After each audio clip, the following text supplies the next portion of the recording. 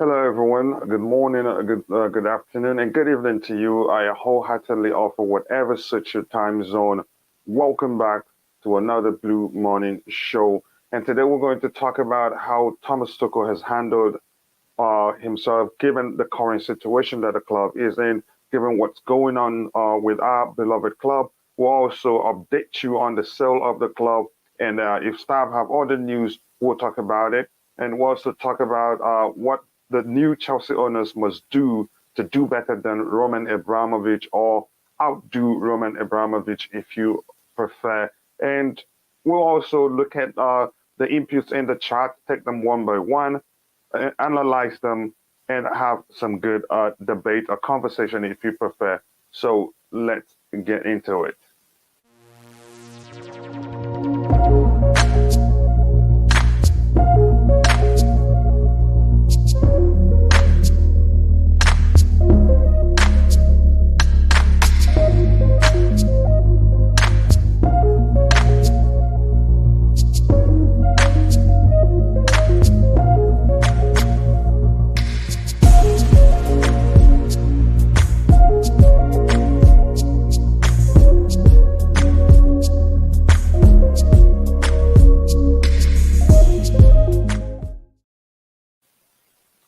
Yes, good morning, good afternoon, and good evening. I wholeheartedly offer whatever suits your time zone. Again, accept it. And let's have another blue morning. So, blue morning to you all from wherever you're watching from. We shall overcome. That's our tagline of late because of the situation that we find ourselves in. I hope everyone is doing well. And again, we'll start by looking at this brilliant comment by my friend and brother Lionel Joel. Stab, first of all, how you doing, my friend? I'm fine, thank you. I'm okay. Brilliant, brilliant. I am doing well as well. This comment here, yeah, and let's talk to those in the chat and say blue morning to you, Just Viola, Queen of Chelsea Perspective. And also, Mikhail, blue morning to you, big man. Wednesday, people. Yes, today also we have a big game. Hopefully, the boys will get a win for us. That will go a long way. Yeah, I felt like we should start with this comment on the screen because it just summarizes how I feel about Thomas Tuchel. In so many ways, he is, one of the best thing that that's happened to Chelsea Football Club, not just on the pitch, on and off the pitch. I mean, he's been the club's mouthpiece, if you ask me. He's spoken brilliantly, well calculated speeches, responses to questions from the media. That's not you see from all our managers. I've been thinking that a manager like Jose Mourinho at this point will be so frustrated and maybe give some disturbing answers. Big up, staff. Yes. Wishing Chelsea the best for their future. This is good to see from a Barcelona fan, and that's rare. That's really rare. Thank you very much, A. Coiler, and I hope you've subscribed to the channel because we're looking to expand to start talking about other clubs too, but mainly Chelsea. And thank you for wishing us the best. Now, stop. Let's go straight to the comment. It's on the screen already. And the comment reads, Thomas Tuchel is currently Chelsea Football Club's biggest asset. He has gone above and beyond. For my, in terms of Chelsea coaches, I put him above Jose, who I love very dearly. I don't see many coaches that would have handled this the way he has. What do you have to say? Yeah, I mean, obviously he's good with the media. He knows how to respond to them. I don't think Jose was that bad when he first came. Second time around, he sort of lost it. And then maybe the last season of his first time. But initially he was all right. And the media loved him. But as is usual, they end up getting into the manager. They like to build you up and knock you down in the UK. So, yeah, but he's handling it well. I liked his he drive the minibus comment. And also the one he made, I think it was yesterday in his press conference, that if certain people if that's the biggest, if the biggest issue is Chelsea fans singing a certain person's name, if that's the biggest issue for certain groups, shall we call it, then there's seriously wrong things going on in that group, which I'm not allowed to mention. Yeah, I understand. Yeah, we should trade carefully because that's a situation and censoring of people's content and also shutting down their channels and sometimes deleting the content entirely, deleting their channels entirely, so something like that. But I think Thomas Tuchel has been great, and I think hopefully the new owners decide to keep him as long as possible. But we'll get to, I think we'll talk about that in detail when we talk about what the new owners must do differently in terms of that to do better than Roman Abramovich did. Because the truth is, as an owner, he wasn't perfect. There are things that I believe that the club could have done differently and would do better had they done things the way they did. We'll be taking the comments as we go. If we see anything interesting in the comment section, and this is from Tide Talks, and Tide Talks also has a channel, a very good channel. He's young, but he's very knowledgeable of the game. And when you listen to him, I think you will never look back. You'd always go back to, consume his content. He says, "How do you do better than Roman did?" This is a good title. Do better than Roman Abramovich. It's a blue money. Yes, it is a blue money indeed. When we get to the section where we talk about how the new owners can do better and how and where they can do better than Roman Abramovich. And this comment here by A. Coiler says, "What about that Saudi billionaire who is ready to buy for 3.5 billion? I think in pounds it is 2.7 billion pounds, and then in dollars it is around 3.5.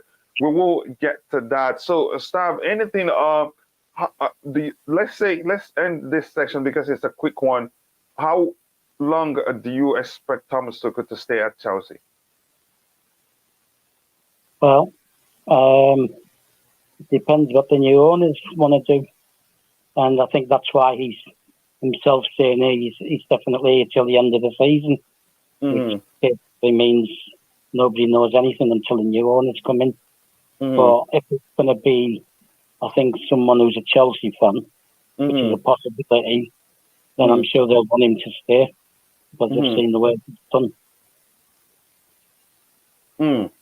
Okay, so Stav, let's move to the next segment because the Thomas Tuchel one was just more like an appreciation to how well he's handled himself, how he's responded to questions, some of which are very tricky questions, trying to see if he's on the side of Russia, if he's on the side of Ukraine, but he's handled himself very well. He's not protective of the club, and he's just doing his job and doing it the right way, very neutral, and in a very right way, if you ask me. So, Stav, any update on the sale of the club?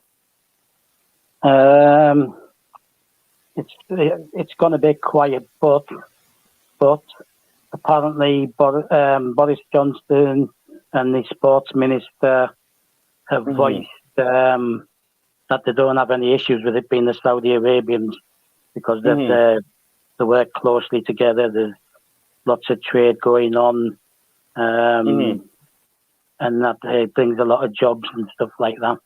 So it's an important link. So, and like I've said anyway before, that they get on okay, and I don't really see it being an issue. They've been okay with Roman for 19 years until 3 weeks ago, and it wasn't an issue. So I don't see why it should be an issue if the owners are from a country that they get on with even better. So there's no much update. Things are still where they are. The bids from the Saudis, and then Nick Candy announcing that he's got the cash, the money to buy the club, and I think it's just. And I'm hearing that the Turkish guy is back in contention again. Is that true? Mushin Bayrak. I've not seen anything. I check the news every half an hour. I've not seen anything about him. But the thing is, the UK media might not have that at the moment. And that Ted Borey's and Wyss have been mentioned again. Different media outlets have different favourites who they think's going to get it. So, I think if Mr. Johnston and Mr. Huddleston, the sports minister, are okay with the Saudis, then there's no reason why the Premier League wouldn't be either. And they've set a precedent anyway with Newcastle, so it could be anybody at this moment in time. The government are not going to have any input, although some of the media are trying to say they do, but the majority are saying that they won't have an input. It's just Rain will decide who, and they'll put them in touch with the government and send their proposal, i.e. how much they're going to pay, how they're going to pay it, and all this kind of stuff. And if the government don't have an objection to it, then they must still start moving on. So it could be by next week. We could start the wheels in motion. I'd say at the end of next week, we'll start hearing how it's going and things like that. And we might see some of them. Okay, let me put it this way. How soon do you think we'll get an idea on who the new owner will be? But before you do that, I'd like to say welcome back to Street Beer. I know you've been away for a while, but this sounds like you've not been feeling, was ill, but feeling better. Sorry to hear that, Quinn. I didn't know that, usually if I know you're not doing well, I reach out to you because you're a very good friend of mine. And we love you here so much. But good to see you back, Quinn. We're glad to hear that you're feeling better.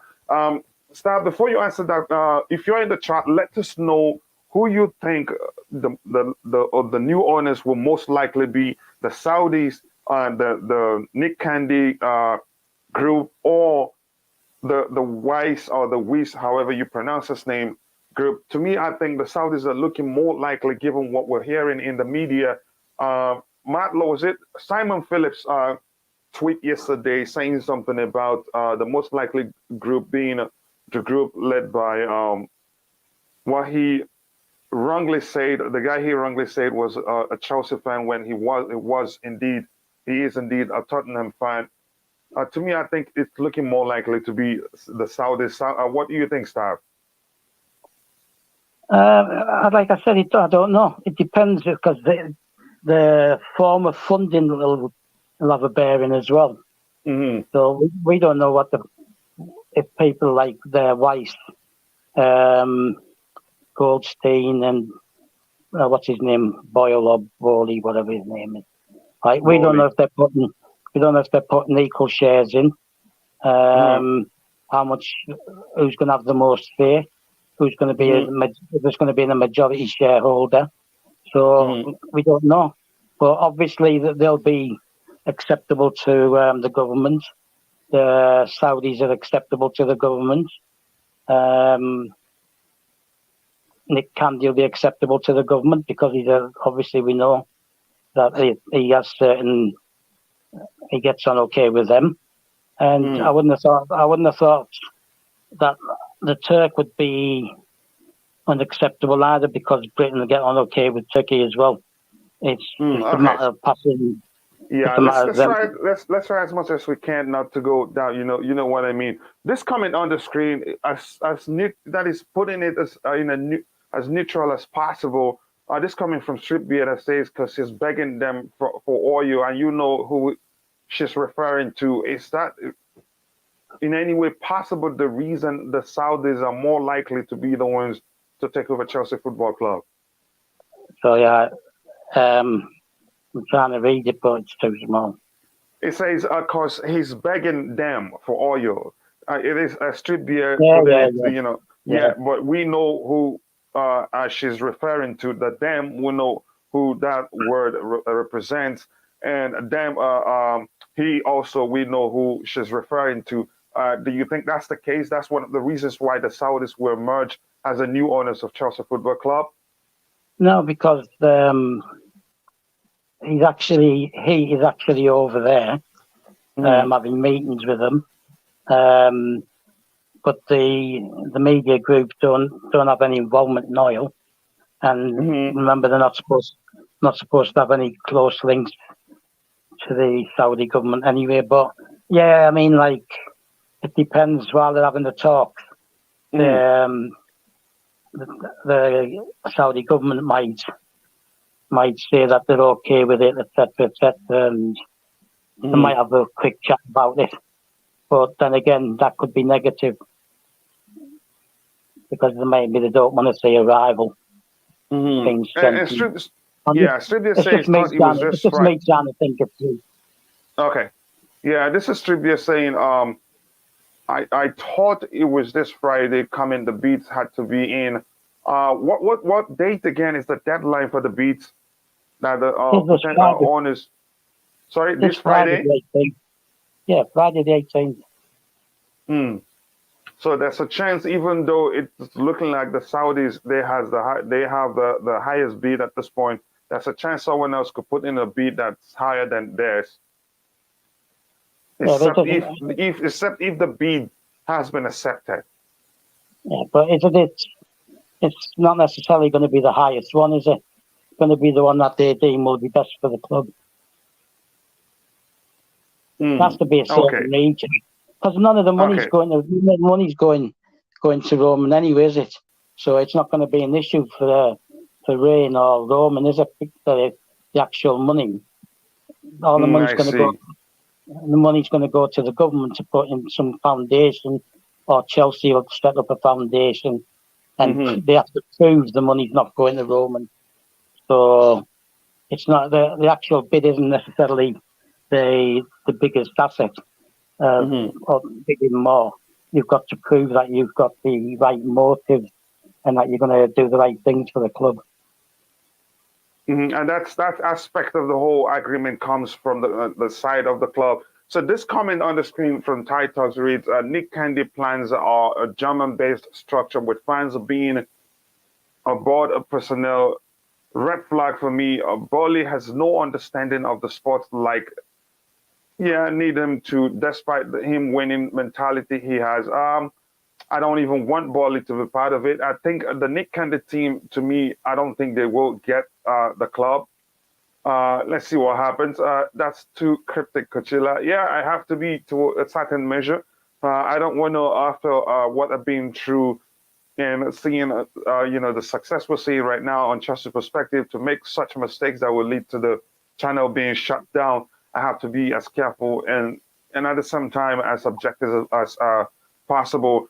Turkish guy coming willing to extend key players should he win. Saudi billionaires, FA, Chelsea. Let's talk about the Turkish guy. I think for me, I've said this before on the show, it just looks like as if it's all noise, no substance to his, maybe just a publicity stunt from the guy. What do you think, Stav? Well, like I said, Roman flew to Russia and stopped off in Turkey. And they asked him if he had a meeting with him. I think it was yesterday or the day before. They asked who, Roman? No, they asked the Turkish guy if he'd had a meeting with Roman. And he said no. But we've got one scheduled next week. So it doesn't make sense. So why meet with him next week? And we haven't heard anything about him putting in a bid. Well, the bid has to be in by Friday, so I think he's just making noise. Yeah, he's just making noise. He's using it as a publicity stunt, if you ask me. I think, to me, as it is right now, the Saudis are really the front runners, because we haven't heard anything about bid from Nick Candy and his group. And to them, I'm a bit skeptical, given the fact that he's gone to borrow money to buy Chelsea Football Club. And you told us that's reminiscent of how the issues that Ken Bates had, which led to him selling Chelsea because he was financially strapped.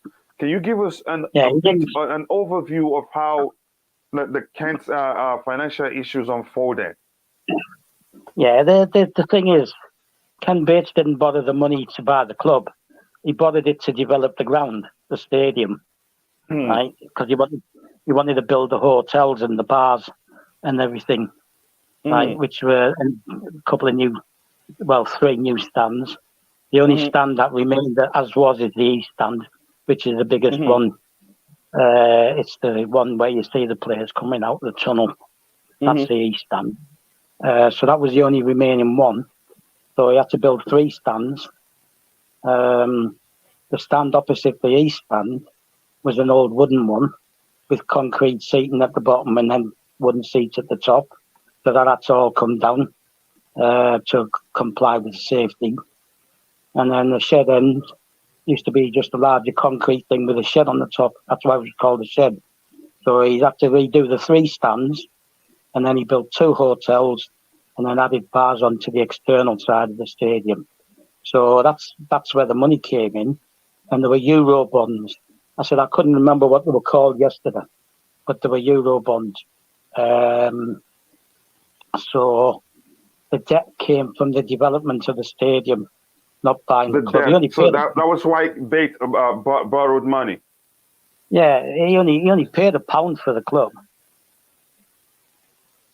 He bought the club and he only paid £1 for it. Paid £1 for it and took on the debt. Ken Bates only ever made money out of the club. He never put any in.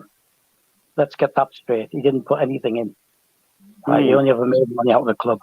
He was even taking a salary for a long stretch of time. So, and then he, at the top of the hotel, he had the penthouse apartment as well, which Roman had to pay Roman had to pay him $2 million for. So,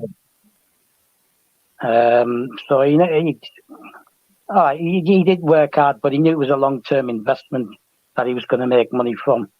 But the debt was because of the development of the stadium, not because he bought the club or anything like that.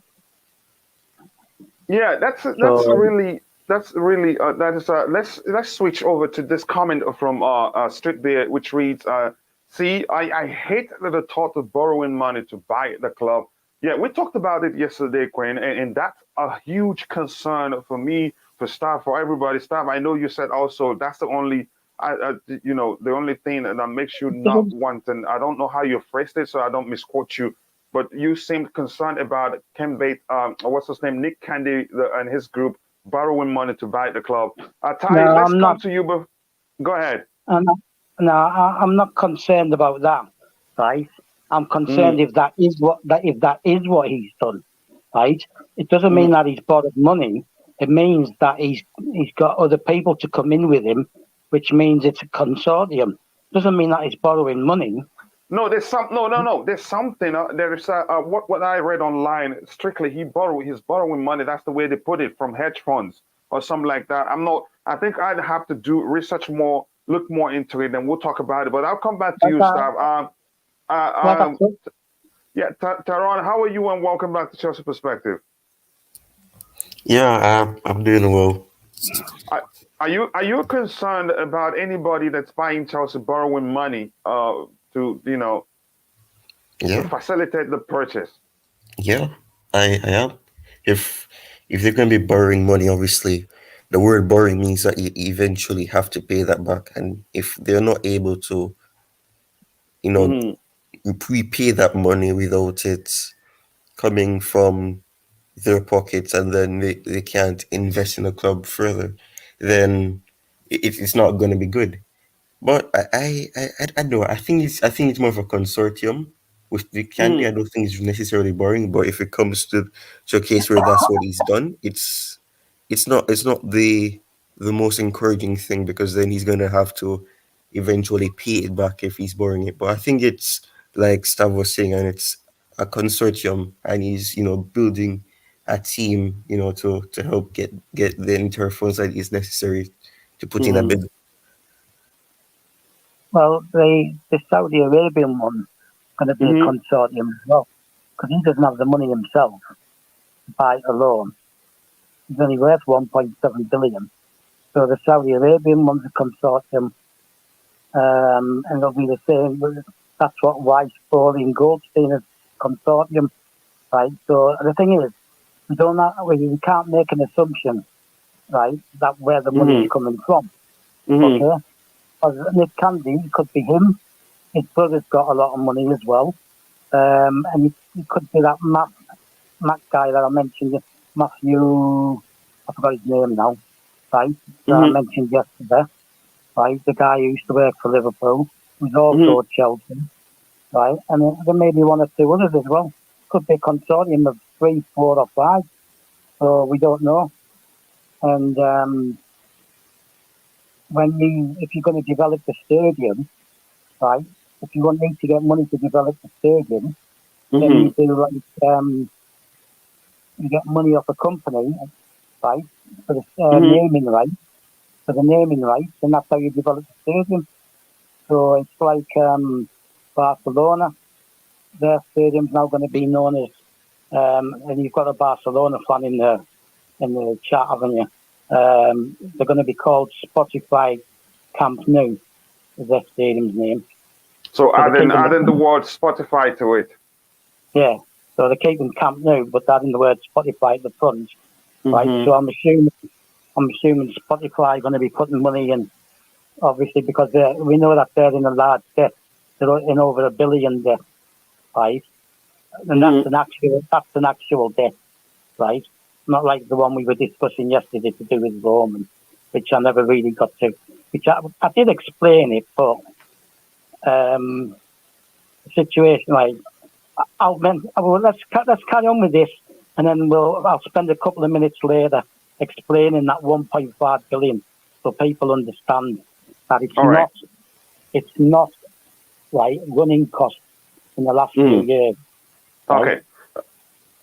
Now, before we switch the topic, if you are in the chat, let us know whether you prefer the Saudis to take over Chelsea, or whether you prefer Nick Candia and his group, or whether you prefer Wyss and his group. Do let us know what you think. And if you have any questions, shoot it there in the chat section and we will look at it. Very few buyers will have the pockets to buy a club without leveraging club in process in future to offset the initial spend. There goes people that understand how businesses work very well. Stab, what do you think about this comment by Mikhail? You want me to read the comment again for you? I'll read it again. It reads, very few buyers will have the pocket to buy club without leveraging club in process in future to offset the initial spend. I think that makes sense for me. If there's hardly an individual that will come in as a buyer and pay everything out of pocket. What do you think? Well, we don't know who the buyers are yet, do we? We don't know who they are. The thing is, right, the Glazers, right, used banks to buy Man United, okay? And because their turnover is so high, they still owe the money that they borrowed, right? And they're still paying the debt to the American banks that they used to buy Manchester United. But the fact is, they still manage to pay the repayments and make money out of the club. And they're still buying players as well. Not like they've been shy in signing players, right? The current Manchester United team is the most expensive assembled team in the Premiership, right? As it is. So it's not like the Glazers are not spending money on players, right? And they're paying off the banking that they've had to take, and they're still making money. So if you can get our stadium up to 60,000, right, and then you start using the stadium for other things, right? I mean, Manchester, Old Trafford is used for rugby, like the league finals and things like that. They have concerts there. They've had boxing there. This is all the kind of things that Chelsea can do. That's what Tottenham are doing. Tottenham are having concerts in NFL, right? So stadiums now, especially in England, right? I can't speak for the US, right? Stadiums now, they're being built and developed to be able to stage other events as well, right? It's like the Cardiff Millennium, right? I went there to watch Chelsea play there, to play rugby matches there. Wales national team plays there. We have one Speedway Grand Prix each year in Cardiff. and that's how it goes on, right? So, I mean, you look into the history of Stamford Bridge, they've staged every sport imaginable there. Started off as an athletic group, cricket. Ty, I understand your input there, and I think it makes sense to explain that to us. Ty, can you quickly talk about this comment on the screen? You, the one that added it to the chat section, reads, talks have been initiated between Nick Candy and the Swiss American consortium to take over Chelsea Football Club. Can you update us on that? CFC Fahim has just dissected it. It's false. Matt Law just said it's false. I don't know because Matt Law loves Todd, so I don't know how true it is. But it just seems as if the what's it called? The journalists are fighting between themselves to support. Because they want different people. Exactly, to push the agenda of their preferred buyers. Simon Phillips wants. I think Simon Phillips wants. Is it Simon? I don't remember which one. Simon Phillips is the Chelsea fan. He acts like a Chelsea fan more than a journalist. He will report. I think he wants the Saudi. I think Matt Law is not a Chelsea fan, but he wants Todd. So I don't know. I think he'll find any way to dissect anything, and say that this is not the case. But Matt Law just said that there's no talks. But what I was saying in that was that they're joining. They're in talks to join together to build and to extend the consortium and work together.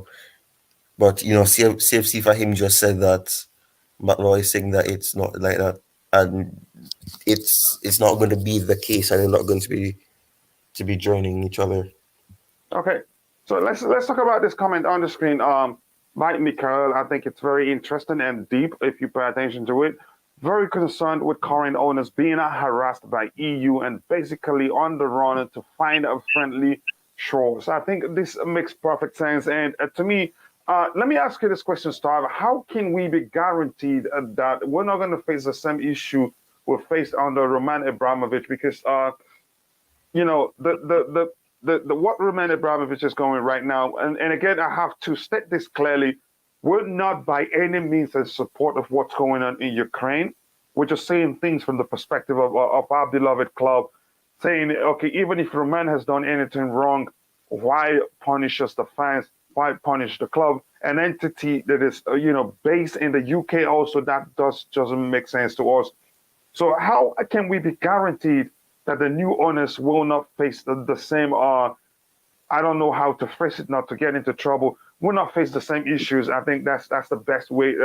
How are we, is that a guarantee that the new owners will not face the same issues? I think the only thing will be just to sell to a British man, and then you can assure that won't happen that much. What do you think, Stav? No, listen, it wasn't even an issue with Roman, was it, till 3 weeks ago? Mm-hmm. Right? It's only become an issue, right? And it's an issue because it's on Europe's doorstep. No, you could no. I see how you put it. It got worse recently. It didn't start today. Remember, he was at the time banned from entering the UK, wasn't he? Banned from walking in the UK. Yeah, but that's the UK, isn't it? And it's the same issue again. It's the same issue again, isn't it? Because of the things that happened near Salisbury, right? Where the poisonings, right?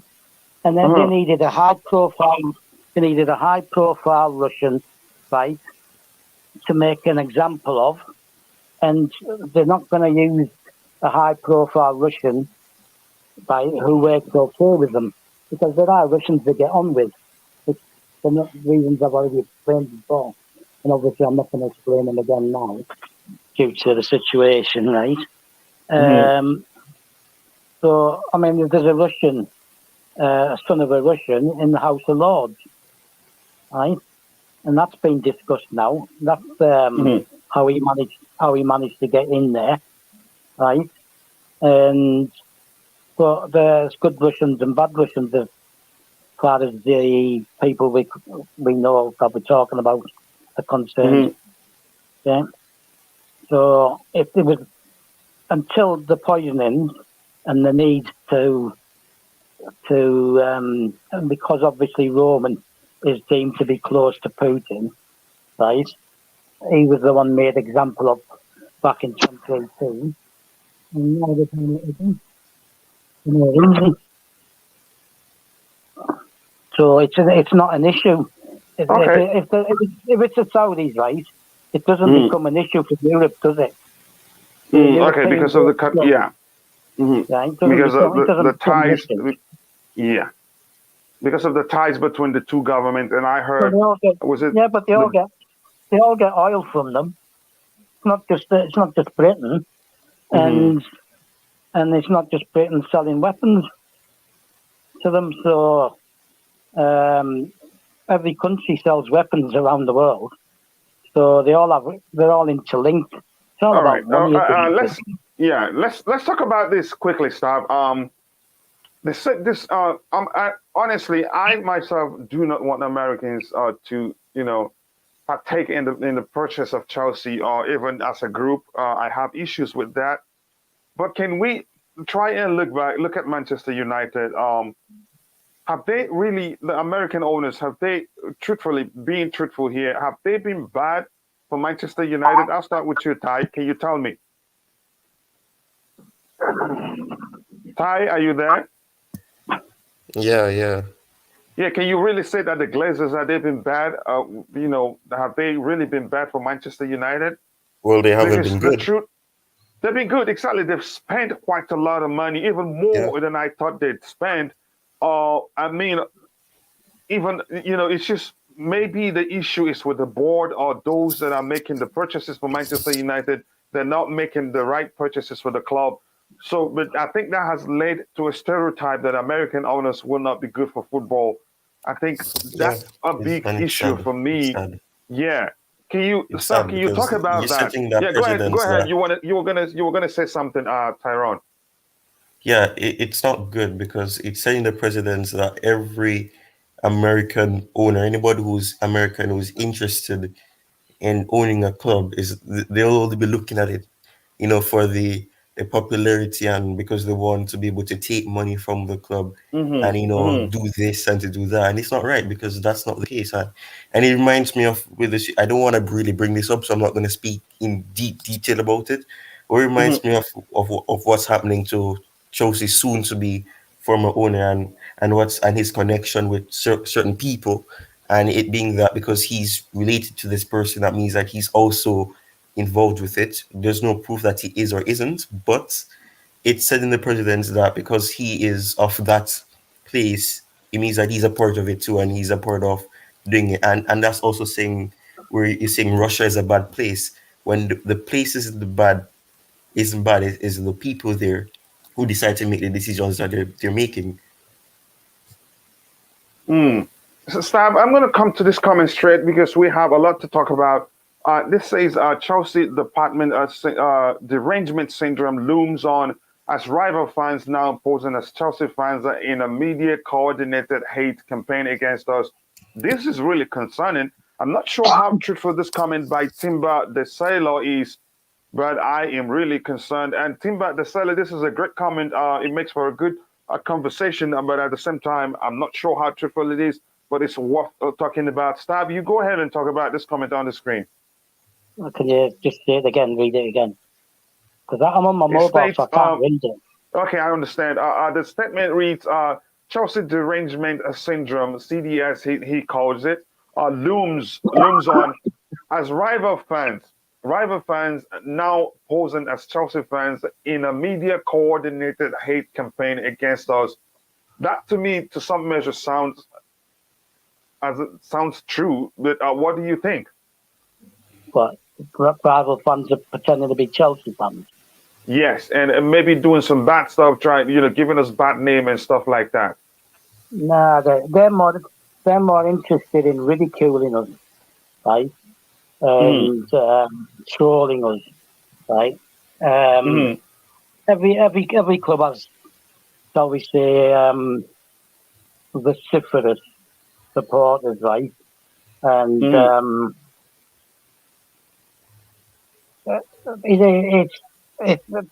be a few. Like you get that with when like the England footballers were getting abused for missing the penalties, right? So you would have had a few who weren't like. I mean, it was what Arsenal and Man United players who missed the penalty. So you'll have fans from other clubs doing it as well. So it's that. I think we don't need to worry about that. We've got enough to worry about that the media just want to lap up everything that gets fed to them from all directions, right? Like yesterday with we tried to get the game on Saturday behind closed doors. As it turned out, they did try it. Right now, in my opinion, because the FA and the EPL, are having discussions with the government. Right, I'll use the word government after this, and it's quite clear. There's no not an attack. Right, they're in discussions as well, and they're talking about sporting integrity, which is the reason Chelsea gave. And I just think that yesterday it was an attempt to try and force the government's hand to change their mind and just say, yeah, you can sell the ticket. I don't think there was any real intention of pushing through to have it behind closed doors. But we've sold 600 tickets anyway, right? They've returned the rest of the tickets to Middlesbrough, so we're now going to sell them. So you're going to have like 600 Chelsea there and 30,000 Middlesbrough. But the FA and the Premier League are in constant meetings with the government as well to try and get some of the things changed, because they don't want away fans to be punished. Right? They don't want Chelsea fans to be punished. So it's constant talking. Right? Come Friday, once the tenders are in and once somebody, a potential buyer's being found, I think you'll see them restrictions changing as well. Yeah. and if you're in the chat, there's the link to the panelists in the chat. If you want to join the conversation now on the panel, feel free to do so. You're welcome to do so. Let me know if you still need me to repost it. I will gladly do that. I want to talk about this here. Yes, it's been a very crappy week for us all Chelsea fans, but we shall overcome. And this here says Nick Candy is problematic already as not able to be major investor. That's a good point. And that never even occurred to me. Must partner with other heavy hitters, which will require giving them a control. So that makes sense. If you've been around, if you understand how businesses are structured, the more you put into it, the more, you power you have, more influence you wield during decision-making processes. So Nick Candy, even though we prefer having Nick Candy that is in one of those teams that will take over Chelsea Football Club, the fact remains, that's why I love this comment here on the screen. He's not going to be one of the major contributors in the purchase. So which means he's not going to have so much say in what goes in. That is in terms of, or you could say, so much influence in terms of decision making. So basically, him being a lifelong Chelsea fan would just be there as a mouthpiece for that group, but not really in terms of decision making. So that's concerning to me. And I thank Mikhail for that great comment there. Ty, what do you think? Because if you ask me, I'd say the fact that it's not going to be one of the major contributors, that drastically reduces his influence in terms of decision making. The fact that he's a lifelong Chelsea fan doesn't even play much. That will not even have much impact on the group. What do you think? Ty, are you there? All right, Stav, what do you think? Why we wait for Ty to come back? Well, at the end of the day, I've just said it before, right? We don't know the structure of their bid, right? It could be 5 or 6 of them all put in 400 or 500 million each, right? And they all have equal shares. And then they do decide. You think, can I ask you this? Do you really think that Nick Candy, who's worth like around 950 or 850 million pounds, will remove 500 out of his, that is his net worth overall, which means they're all not cash. Do you think he will be willing to put in up to 500 million pounds into the purchase of Chelsea? I don't think it. For me, in my opinion, I don't think he'd do that. It's reported net worth, isn't it? Yeah, That's exactly. Which means they're all not cash. We understand that. Yeah, but what I'm saying is, it doesn't mean that what the media is saying is all he has, does it? We don't know what he has. Nobody knows what the media will speculate on what Roman has before it was all frozen, right? But we don't know the exact figures, right? And he may have assets he wants to sell by the club. Stop. 1 minute.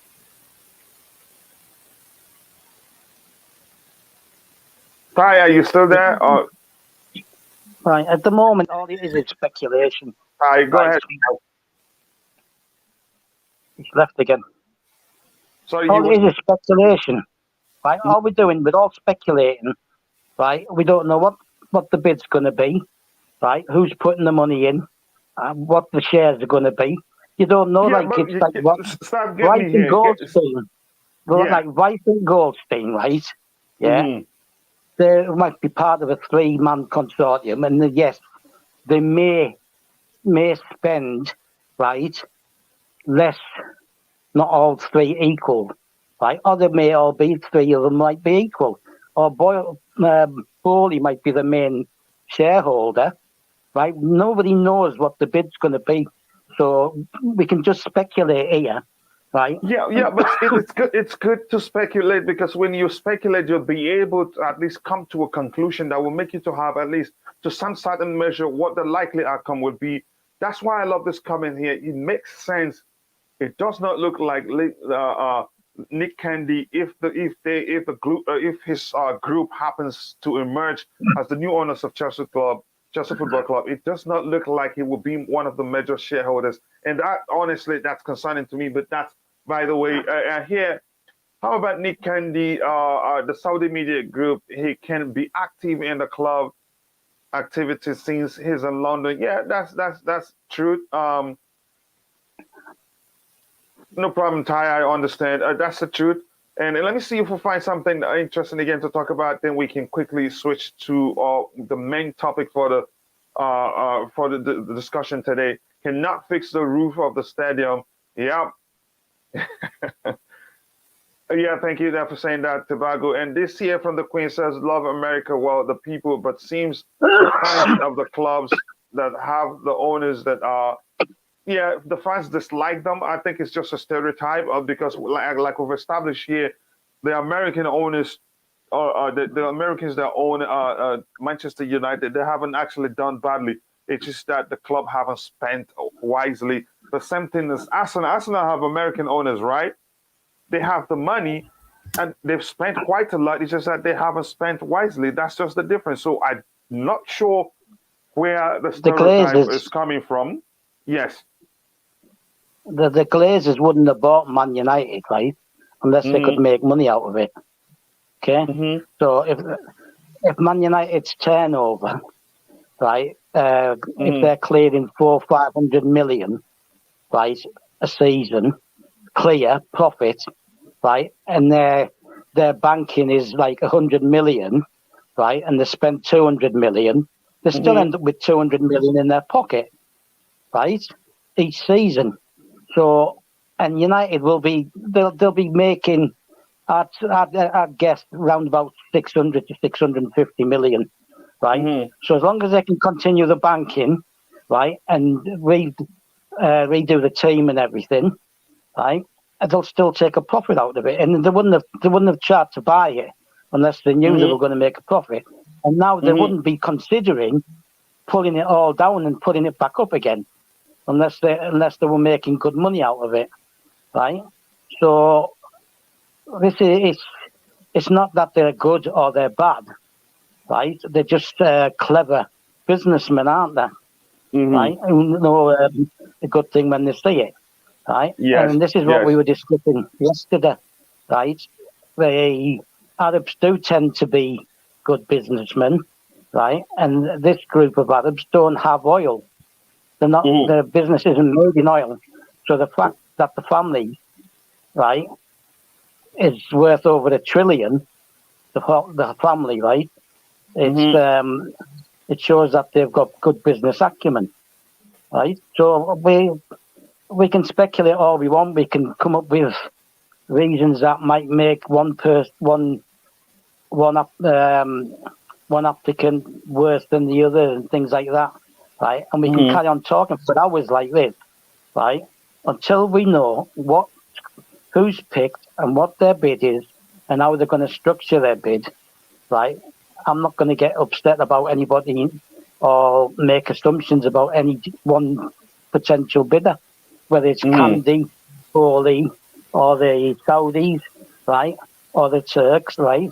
The Turks I have my own issues with, which I've explained to you, and I'm not gonna bring it up here, right. And let's just wait and see. We've said he's making a lot of noise, but he could be having meetings with Rome that we don't know about, and maybe they're making their own sort of thing, right? Yeah. And I want to read. Yeah, go ahead. I want to read this comment from Tobago, which says, "Good thing we're going to international break. I hope Chelsea will be able to solve some issues. Also, get a clear view who will be our new owner." Yeah, I agree with you on that. And again, it's important. The break is important for us so that we don't have games and we don't have to worry how the current situation will impact how it will affect the players' performance. So I think the international break would do us all a world of good. So quickly, I'm going to breeze through the chat so we can talk about the main topic. TalkSport is a major culprit. I called into this show to call them out, and they didn't allow me. They would not allow you, so I'm not surprised. Just wonder how long the vetting process will take. Stav, let me ask you this: the vetting process. Now they have to accept. They have to. Does the vetting process come first, or accepting the bid? Which of the two comes first? They've got the bid goes. That's to be in by Friday. Okay, so if they accept a bid first, and in the process of vetting the new owners, they find an issue, what happens? Well, the thing is, right? No, but do you understand my question now? Yeah, but the thing is, when they're making the bid, right? There's I think a 12-point checklist, and they have to answer those 12 questions. So they're already vetting them through the bid, right? So they're going to sit there. They're going to say who's making the offer, right? And where they're getting the money from, and how they're going to fund the stadium, because that's one of the preconditions. Is they have to develop the stadium, right? Even at that, Stav, here's my problem now. You said the bid, they have to accept a bid first before they go through. They facilitate the vetting process, right? Yeah, but the vetting process is as soon as, right? Listen. No, which is secondary? Which of the two is secondary? Accepting the bid or vetting the new owners? Which is first, and which is secondary? Well, vetting the owners, isn't it? Like it's like going to be. It's all part of the same process. That's what I'm saying. They've got to fill in. Okay, you're saying the two processes going to be seamless. That's it. They will go on. That is what's the word for it? They will happen at the same time, simultaneously. Yeah, because it will be part of the bid. They've got to put a full dossier in. Then if that's the case, then I'm not concerned, because it will not make sense if they say, okay, we'll accept the bid, then we'll vet the new owners. That leaves a room if something goes wrong. Then the whole dilemma that we're facing right now will stretch longer than it should. So it's important that both processes, accepting the bid and also vetting the new owners, they happen at the same time. They happen simultaneously to avoid any drawbacks that will cause us more problems that we're going through right now. Well, I think you have a friend here in the chat. Go ahead. It's not going to be It's not going to be overnight, right? They'll get the bids. They'll get the forms, right? They may spend 4 or 5 days checking out everything that they're saying they're going to do, and that they do actually have all this, the facility for the monies and things, right? And then maybe by sometime next week, they'll decide who the best bid is, right? And taking everything into account. And then they'll put them in touch with the government, who then look at the bid and whether it's, the thing is, the government don't have the final say, but you have to satisfy them that the money's not going to Roman, and that's the issue with the government, right? That the money doesn't go to Roman. So once Rain and the winning bidder, right, comes up with proof that it's not going to Roman, the process can just get on with it. It could take about a week after this Friday. By the time everybody's back, right? But once it's been presented to the government, because you have to present it to the government anyway, right? Once that's been presented to the government, we might find some of the sanctions being lifted as well, right?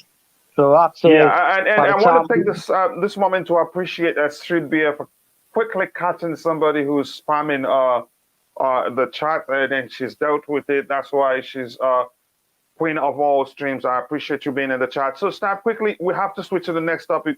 I think Stav is being sanctioned. Stav, you understand what Perry is saying here, because I've tamed you a bit. I haven't allowed you to talk too much about the government. Perry, good to see you around again. I appreciate you finding time to always participate here. That means a lot to me. And I have to also recognize the presence of CFC Fahim. If you haven't, go check out Fahim's channel. Also, go check out Thai Talk CFC. All good channels. Stibia says we just need to hear quickly so we can just get back to normality. That's important. We need our minds calmed. Financially, I think we'll be okay. Like the Chelsea chairman Bruce Buck in his statement have said, financially we're fine. We'll be able to go through the season without having financial issues. But we want to sort out. We want to know who the new owner will be, so that we can have a rest of mind. Absolutely, yes. Agreeing with Stu there. Now, from Glenn, I love Americans too, but they still call it soccer, while half of their teams have FC in and down. Glenn, I love you, but that's your own problem. I'm sorry about that. You deal with it, and we can talk about it later. Deals, CFC says, big up Chelsea perspective and the panel talking facts. Up the Charles 2-0 tonight. I hope that happens. A winner will do us a world of good. So again, I'm going to breeze through the chats, and so that we can talk about something else that's very important. One, Neil Street says, why is Matt Law pushing for the Swiss and American guys? Like our staff said before, these guys have people that they work with, and they have their preferred owners. So they have people that like them to become the new owners. Why are you okay? We've read that. Thai Talks, you're everywhere. You're in the chat. You're also on the panel. That's good. Sorry about that, Deals. Okay, no problem. So let's see if we have any other thing here to read. Boss Pierre is timing out people for no reason. Pierre doesn't have. No, that's me. That's me. She meant me. She meant me, not Pierre. Okay. Okay, does Saudi lead? I think we cannot really tell who's in the lead at this point because, we're not there. We're not at the table. We're not working with the people who are facilitating the sales process. So it's difficult to say who's in the lead. But if you ask me, I'd say, that the Saudis are in the lead, given how much it's clear they put in a bid for. The others, we haven't heard anything about them putting in a bid. And given the fact that something is said about the British, what's it called again? Sports minister say something about the relationship with the British government and the Saudis, that will go a long way. So now on we go to the next topic. Todd needs a partner. So none of them, they've not decided what they want to do. So the Saudis are clearly in the lead.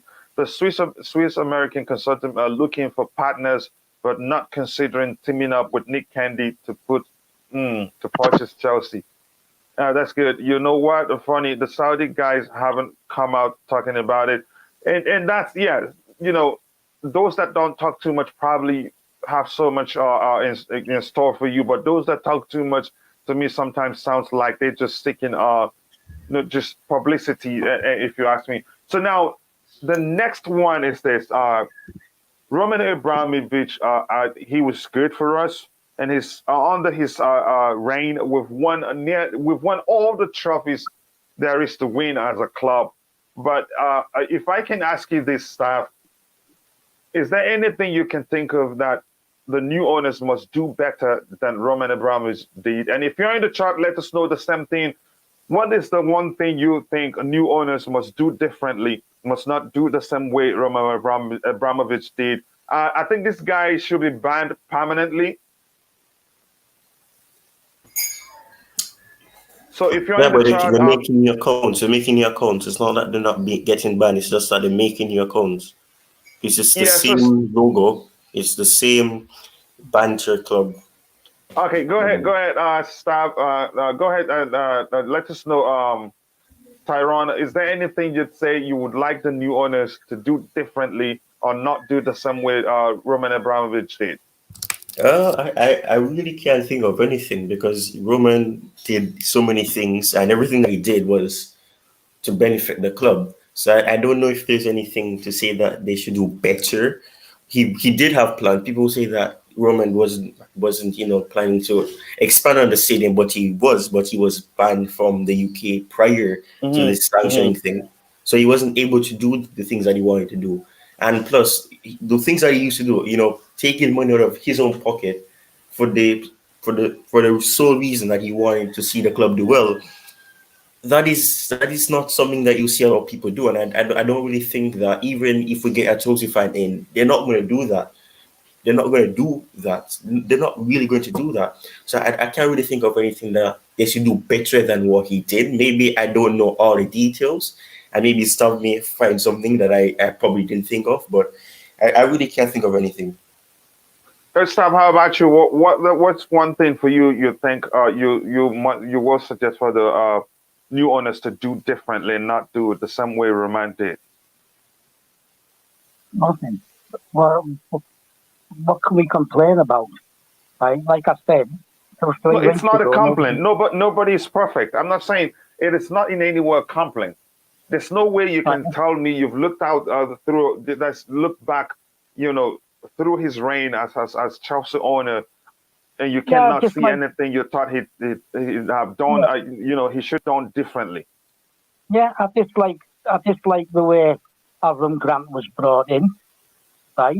For starters, because they tried to force him onto Jose, right, and get rid of Steve Clark, and Jose stood up to Roman and said, "If Steve Clark goes, I go." This was in the January of 2007, right? And then Avram Grant was brought in as director of football, right? And he was only brought in ready to take over from Jose anyway. And it was the really bad purchases in that 2007 summer was by Avram Grant. Hence the speech by Jose that he was being given grade B eggs, and you can't make a good omelette with grade B eggs, right? Because they were Avram Grant purchases, right? So I dislike that, right? I had prior knowledge of Avram Grant from supporting the Cyprus national team, right? So I knew what he was like because we played Israel a few times, right? And I knew he wasn't that good anyway. And he'd never managed a major club. For you, let's go straight to the point because we hit 1 hour mark. Overall, for you, there's nothing that comes to mind you feel like he should do differently. How about this comment on the screen by our phrase? A new owners must hire a football person as director of football. What do you think?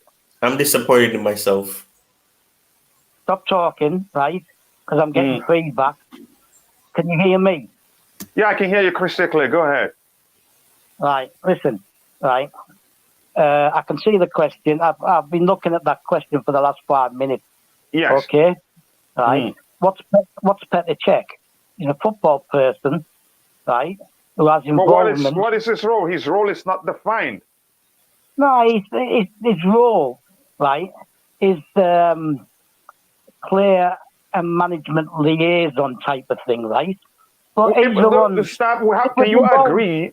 Stop. Can you agree that Peter Cech's role is not defined? The most thing, they can define honestly, it, the only explanation you can give me now that I'll take for you regarding Peter Cech's role is that he's just, let me say, his role is experimental.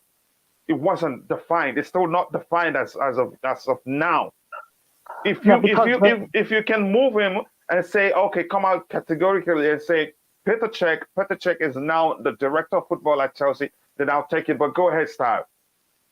Yeah, well, obviously he's brought in, wasn't he? Because he's an ex-player, right? And they wanted to see what his capabilities were.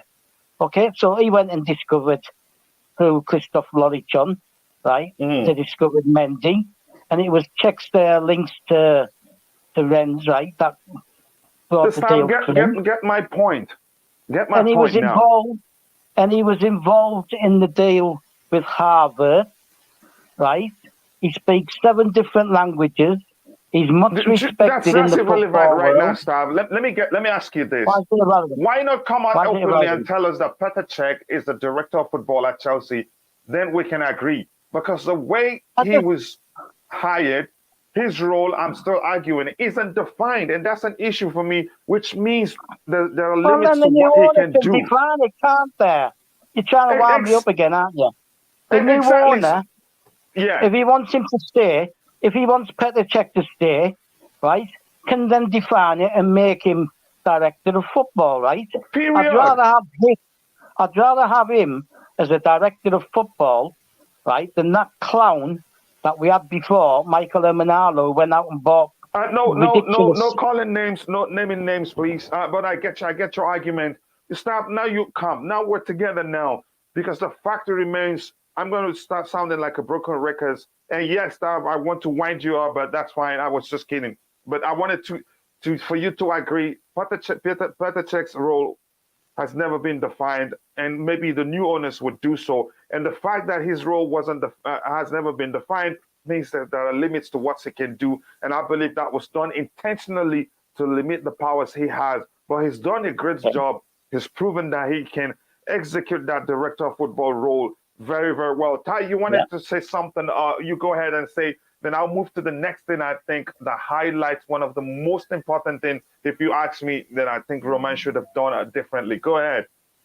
I think I think the new owner should do is to try to hire more people who are actually sports based, because like I think I've said this before on one of your streams that most of the people that were on the board or business based, they don't really have the great understanding of what the sports is, the importance it has to fans, the importance that it has to people who watch it whenever possible. So I think that in a sense that should be done.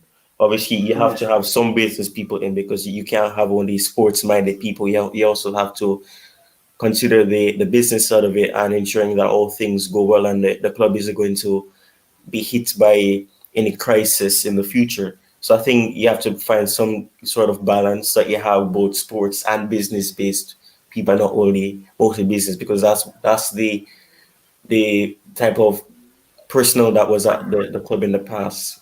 And that's why there was when fans were complaining about not getting this person in, or they're not having the right philosophy when it comes on to managers. You can't blame them, because they're thinking about business and they're thinking about what is best for the club. So even though fans may want this person to stay, they're not going to think about it. They're going to think about what's going to benefit the club at the end of the day. So you need to find some side of balance, so it won't go back to the way it was in a sense prior to this. Yeah, I think you make a good statement there. And also, I must say something here. The fact that we're calling for the club to involve more footballing individuals in the running of the club, no matter how they see it, they must find a role for Marina Granovskaia. She's been brilliant. I know some people will fight me for that, but she's one of Chelsea's biggest assets at the moment, aside from Thomas Tuchel and the players who's shown great commitment to the club. And I think it's important that we talk about Kai Havertz's comments before we end the stream, but not right now. United are a joke. Yeah. Even if it was a joke, I think, but we'll get to that later. Now, here's another thing here. Before we talk about this comment here, Stav, can you hear me? Yeah, me. Yeah. Before we talk about this comment here, Stav, can you explain to us, if we hire a director of football, where does that leave Marina Granovskaia? Where will that leave her? She's still a director, isn't she? Look, at the end of the day, right, she spent nearly 10 years, right, doing the job that she does. So although she's originally business-based, she now has a football grounding. So she is a football person, isn't she? Okay? She now understands football, right? Because she basically ran the club. She's gained some experience. But the question is, let me phrase it like this. Hold on. Dave Barnard, who's on the board, right? Yeah, who's the club secretary, is football based, right? He used to work at Crystal Palace. Okay, so he's not a businessman; he's football based, right? You've got Petr Cech, right, who's football based, right? You've got Claude Makélélé, who's the actual manager, right? Tuchel is the coach. The actual manager. In the old days, you had a manager, right? Dealt with all the daily things like contracts, signing, selling players, all this kind of stuff. The manager had an input into everything. Now you've got a coach who just deals with the team. They don't do the rest, right? So you've got Makélélé there, who's football based, right? Then with the loanees, who go out on loan, right? You have Tor Andre Flo, who's now going to leave. He was leaving anyway because he's got a managerial job in Norway, right? And you had Paulo Ferreira, who's now gone back to Portugal, right? Football based. So all these people, just put one of them on the board, right? You have Marina, put Claude Makélélé on the board, right? You've got Dave Bernard, football, right? And they've all worked at the club. They've all shown they can do the job. And then he can be the director of football, but he can be on the board as well, Petr Cech. Right? So there's your football base. Okay, now let me say this, Stav. I understand what you're explaining to me. We have quite a lot of football and individuals in the structure of the club right now. So what I'm trying to say here, if the new owners, if they come in and say, okay, Petr Cech is now the director of football, giving him a defined role, where does that leave? Where will that leave Marina Granovskaia? Because I love her so much, and I want her to still remain part of the club. She's a good negotiator, and if you ask me, her main role overall since she's been there is and I learned that from you actually. She's just a negotiator. Exactly. So now, where would that leave her? Because I wouldn't mind the club even inventing a role. Invent a role, because you have every right. As you research, you find better ways to structure an organization to keep doing better. I wouldn't mind the club inventing a role to accommodate Marina Granovskaia, but I want Petr Cech to become the director of football. I do not want us to hire anybody like the former Barcelona director of football to come in. It doesn't make sense. In other words, if you do that, you're disrespecting Petr Cech, because he's done for the few months or a year and on some months that he's been at the club executing the role he's in right now. He's done quite well. So why go for another person? Why you can promote a Petr Cech to that role and then find a way to accommodate Marina Granovskaia? Go ahead, you wanted to say something. And he knows the club, and he knows the structure, and he knows most of the players. Right? Well, Marina Granovskaia, if you want to roll for her, give her Bruce Buck's job. Make a chairman, or chairwoman, if you prefer. Right? And give her even more authority. Right? At the end of the day, she's Roman's the real boss. He makes all the final decisions up to now, right? Everything has to go through him. But the day-to-day running was down to Marina, right? Bruce Buck was just a figurehead mostly, and being on the board. And I believe that Bruce Buck was the main moving power behind the European Super League, right? So, yeah, it's time for him to go. So I wouldn't keep him on. So overall, you're just saying restructure the club because we're running out of time. Restructure the club. Promote Petr Cech, like you said before. You were the one that you took some time to mention how well he's done, how he's helped, how many languages he speaks, and how critical he was in us securing the signature of Kai Havertz, and how well he did in helping us bring in Eduardo Mendy. I think you named a few of his achievements since he's been with us in a non-footballing role in terms of him being on the pitch. I think he's done quite well. I think the best option will be to promote him to that role and not hire anybody else. Don't bring in any other person, because before the dilemma that we're facing right now, it was all over the media that Chelsea are looking to hire former Barcelona director of football. It just doesn't make sense to me. You'd be disrespecting the likes of Makalele, Petr Cech, and who's done quite a good job. But that's, by the way, let's quickly look at this comment. New owners should give a manager time.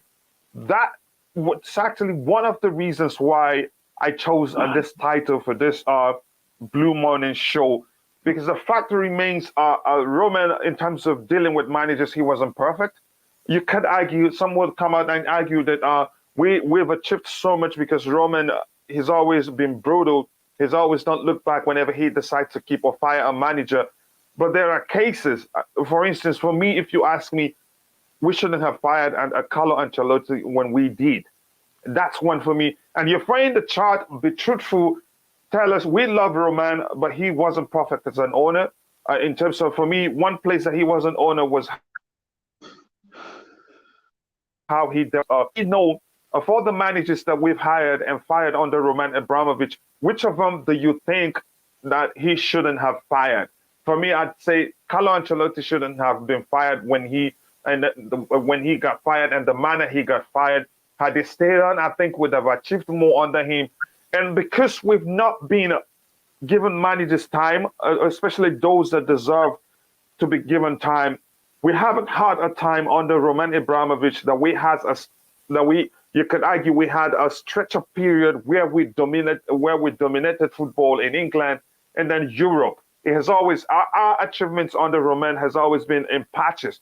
We rule the Premier League for 2 years or a year, and then we have issues the following year or the next 2 years before we win it again. I don't know, but correct me if I'm wrong. If you're in the chat, let us know that if there's been any manager that Chelsea has hired and fired that you think that Roman Abramovich should have given enough time. Starting with you, coming to that, which of the managers under Roman Abramovich do you think should have gotten more? The club should have given more time than they did? For me, it is Carlo Ancelotti. Ty, are you there? Yeah. Mm-hmm. So, which of the managers do you think Roman Abramovich should have given more time and he didn't? Maybe. I think this is controversial for some, but I would probably say Carlo Ancelotti. Yeah, well, I can agree with you, and because he won us the league, and he won a double for us, and then after I think from what I've heard, but I'm not sure, his firing it was exchanges of text messages with the owner, and that degenerated into the owner getting angry and then letting him go. Stav, how about you? Any manager that just argue that the club shouldn't have let go, but they let the manager go? Well, let me put it this way then, right? Uh-huh. You said, right, if we hadn't done what he did, we'd never been European champions. We wouldn't be club world champions, would we? Straight away. Two European titles out the window, right? Mm-hmm. And club world champions straight out the window. If he wasn't like he was, right? Apart from Pep Guardiola and Jurgen Klopp, who were 4 or 5 years each? 5 years each, I think, right? Mm-hmm. Name me another manager apart from apart from what's his name at Burnley, who's been long term. Clubs don't keep managers long term anymore. That's right? true. They kept Arsene Wenger, right, at Arsenal for far too long, right? And they are now where they are because they didn't make the change soon enough, and they didn't get the right person in from day one, right? So clubs just don't keep. Ancelotti was sacked at Real Madrid, and he won them the 10th, the coveted. No, Stab, I understand the example you're trying to give me right now. Okay, let me ask you this question this way. Let me ask you this question. There's no longevity. Can I ask you this? How long? Can I ask you this question, if you don't mind? Would you say they kept right now that? Would you say right now? Yeah, exactly, Jose. Yeah, that's another one. That's a time. They kept Jose the first time round, right? Exactly, that's another example. And can I ask you this? Would you say that Carlo Ancelotti's firing was justified in any way? Yeah, because listen, Italian managers, right? Carlo Ancelotti, Conte included, Sarri included, they're one-dimensional. They can't adapt. They continue with the same form, right? Style and everything, because they're two Italian managers are too set in one kind of system, right? And they're one-dimensional, right? So they win something, and then, like I said, Real Madrid sacked Ancelotti, even though he won them La Decima, which means number 10 Champions League, and they still sacked him. Right? And he won not long after he won it. Right? There's no loyalty, there's no longevity, right? And if you don't succeed straight away, you're gone. It's as simple as that. Jose Mourinho, right, is the one that I would choose first time round, right? And we had that 2006, 2007 season, which was my last season before I emigrated, right? Yeah. We had the double injury of the keepers, and virtually every player in the first team squad was out at least at some point with injuries, right? John Terry, Frank Lampard, Michael Essien, they all had injuries, right? And all we needed to do was buy him a striker, okay? Right? And if we'd have bought him a striker, because you have to remember, we lost the league to Man United by 2 points, right? 2 points, and we won 2 cups. Yeah, so your point is, okay, so let me ask you this. So you're saying when Jose, during his first stint at Chelsea, his firing wasn't, you cannot justify his firing, right? No, they can't, because the point is... So no, your point made, because we have to talk about something else. And let me ask you, would you say there's something about Carlo Ancelotti's firing? Can you justify his firing? I just told you, it was the second season, he was one-dimensional. He just carried on the same way. He got found out, right? And we weren't going to win anything. Mourinho also had his own issues then. So that's because Can you tell me? Believe me. Can you tell me this? Can you tell me this then? Can you tell me this then? Right, the second season, right, under Carlo Ancelotti, he called a meeting with his players, right, and asked them for input, okay, because he wasn't sure himself, right? It's all very well. He's a nice guy and everything, right? And he's probably gonna win La Liga this year. And let me tell you something, Stab. Let me be honest with you. I've asked you whether Jose Mourinho's firing during his first stint at Chelsea was justified, and you said no. And that's because how much you love them and how much you believe. To me, then I could sit down here, that is, we could talk later, and I'll give you reasons why I think he was fired. One of the reasons being, if you ask me, I'd say he wasn't entertaining enough for the owner, and he was arrogant the way he speaks, and that was, I think it was during his first stint that he said something like, "Fire me and I'll walk away a millionaire." I wouldn't say that's enough to get him fired. Now, for Ancelotti, I'd argue that his firing wasn't justified. But you here giving me some reasons why you think he was fired because you prefer Jose to Ancelotti. That's just it. But my point is, the whole thing is... No, it's not. That's not the reason I gave you, is it? It's not the No, no, reason no. I I gave say you you. gave me some reasons. I did not mention any. You're telling me the issues he had then. He had to call a meeting. But that's, by the way, we have to talk. I have to The say, my issue issue is yeah. that Italian managers, right, all of them play the same system as they do in Italy, right? And it's slow, right, and methodical, right? And I get that Ancelotti, the first season, was entertaining. I get that we scored a lot of goals, right? And I get all that. But the second season, teams got wise to us, and he couldn't adapt. And the same thing happened to Conte. And if Sarri had stayed, he wouldn't have won anything the second season. In fact, if it wasn't for Eden Hazard and his top form, Sarri wouldn't have won anything anyway. Okay? Okay, Stav. I get your argument. Let me look at this comment also. This comment is true. Roman has put the bar so high, that's for sure. He's won everything there is to win at club level. Chelsea has won everything, and it just looks like yeah. Sorry. Poetic. It's poetic.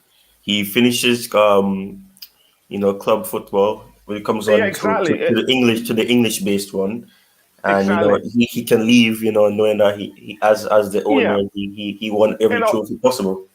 Exactly. And also, and you could argue it's just the timing in 2022. That's we won the Club World Cup in 2022. It just looked as everything was just time.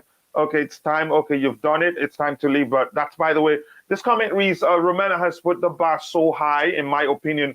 Sure, this Russia stuff has put a big dent. No, to us, the Russia stuff hasn't put a dent to what we've won or to what Romana has done for us. I disagree with that. You can't change that, and nobody can take that away from us. If they try to strip us of all the trophies we've won under him, then we're not talking about football anymore. Football has become politics full time. But still not sure how these new owners, that's where this comments like this one comes in. There's one thing for the new owners, though, don't sack managers that often.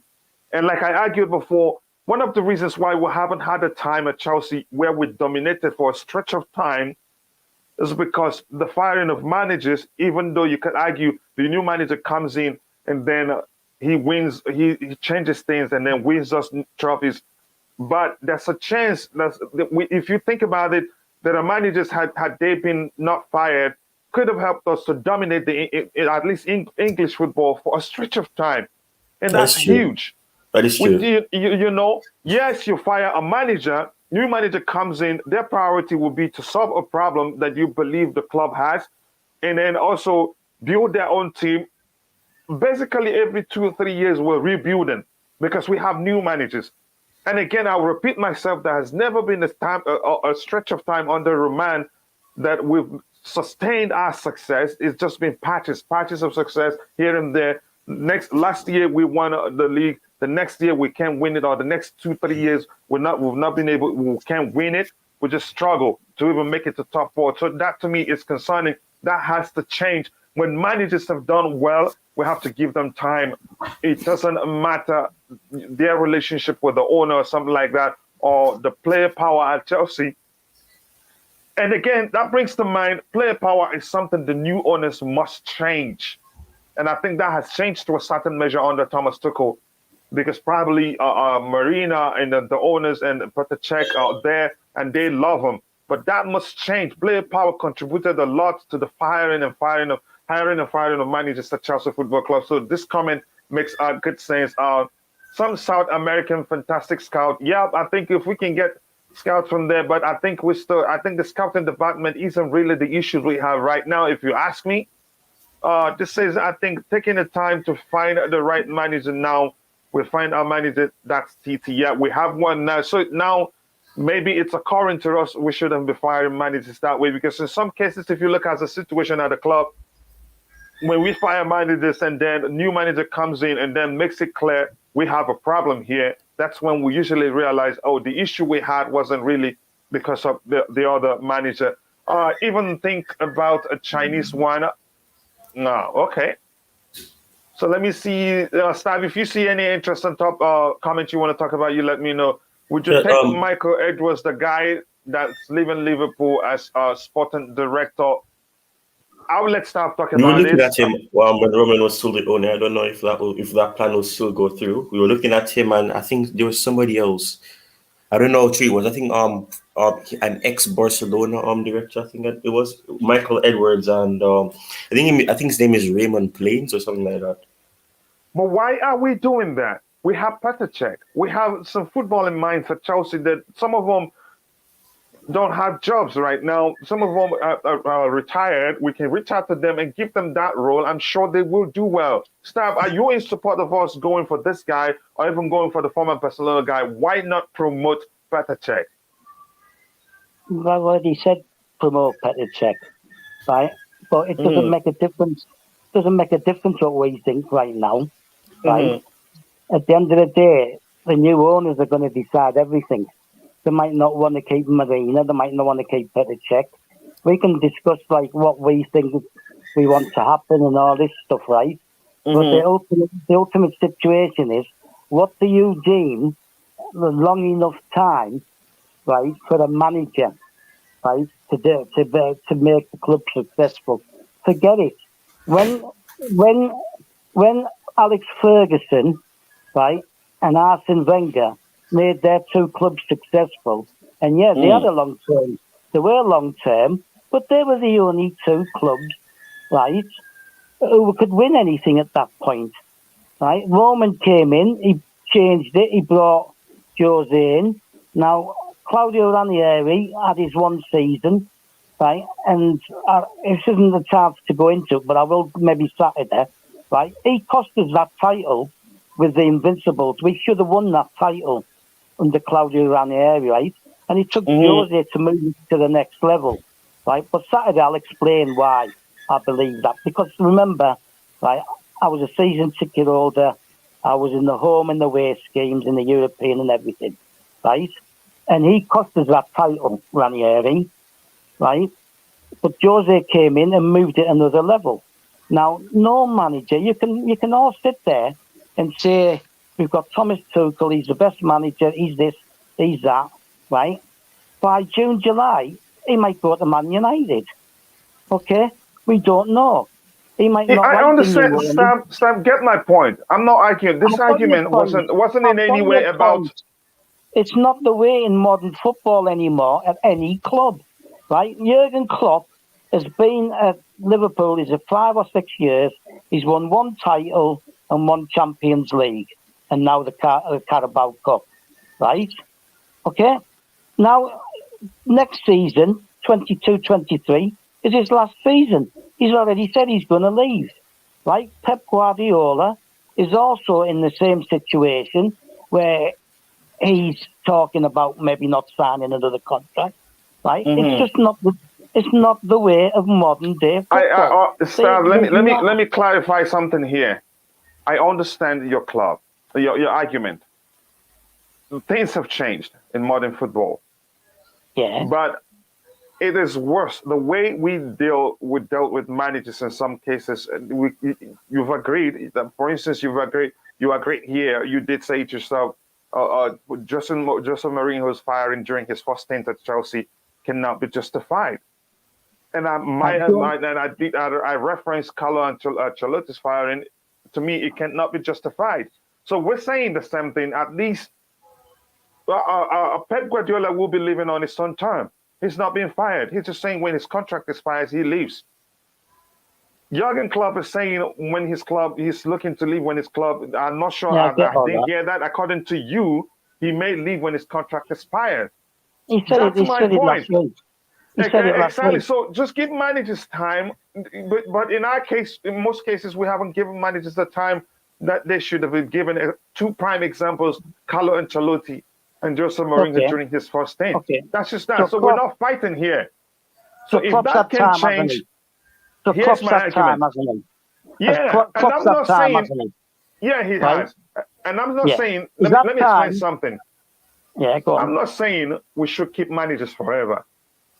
I'm just saying it's important to keep them at least beyond that's to give them more time than we've gotten accustomed to giving managers, because that will help us dominate for a while And if a manager have a strong structure in place, an established identity in place, even if you hire a new manager, then the transition will be seamless.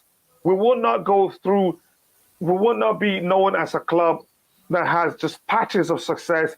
None has come at a stretch. We haven't at any time dominated English football for a stretch of time. It's just here, there, here, there. But if you give managers time, they will establish an identity. And then if a new manager comes in, he already knows this is the identity. But at Chelsea, it's been from Sarri ball to counter-attacking football, from counter-attacking football under, what's his name? You could say counter-attacking football under Jose Mourinho to who took up next, not strictly counter-attacking. Carlo Ancelotti come, we started keeping ball. We started keeping ball more often than we did under, then to Sarri ball, to counter-attacking football under Jose Mourinho, to Sarri ball. It's been from one identity to the other.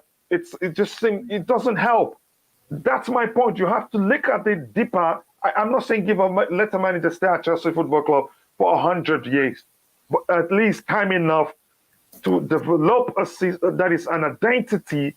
Then you say, okay, this is it. Next manager comes in, the team already has an identity. They will not be looking to rebuild because there's already an identity in place. And that's the issue. If you look at Barcelona, they have an identity. Whenever they switch a manager, the transition is usually seamless. It's only of late that they have aging players that have retired. Now they're rebuilding because of that case. So that's my argument. We're not fighting. It's just that we have to see things deeper than giving the manager. No, I'm not saying let the manager stay at the club for 100 years. And you're correct.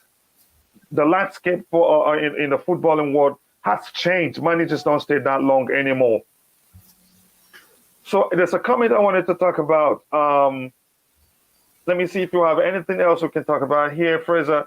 If the new owners has no problem with her, I think, that brings to mind what I wanted to say about Marina. I think Marina will be key in the transition period from Roman Abramovich to the new owners. How important do you think Marina will be this period?